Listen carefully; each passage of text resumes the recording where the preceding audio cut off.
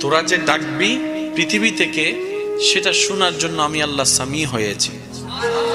তোদের অবস্থা দেখার জন্য আমি আল্লাহ বসির হয়েছি। তোদেরকে দেওয়ার জন্য আমি আল্লাহ রাজ্জাক হয়েছি। তোদের গুনাহ মাফ করার জন্য আমি গফফার হয়েছি। তোদেরকে সীমাহীন দয়া করার জন্য দুনিয়াতে আমি রহমান হয়েছি। হাসরের ময়দানেও যদি তোরা আটকায় যাস, সেখানেও বাঁচানোর জন্য আমি আল্লাহ রহিম হয়েছি। বান্দা, আমি আল্লাহর চাইতে তোদেরকে আর কেউ ভালোবাসবে না বেশি। আমার নবী রহমাতুল্লিল আলামিনের চাইতে তোদেরকে কেউ ভালোবাসবে না বেশি।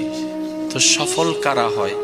যারা আসল জায়গায় ভালোবাসার দিলের সম্পর্ককে জুড়ে রেখে দুনিয়াতে যেভাবে চলার সেভাবে চলে, কবরে যাওয়ার জন্য প্রস্তুতি নেই, আল্লাহর দিদারের স্বপ্ন দেখে, তারাই সফলতা অর্জন করে।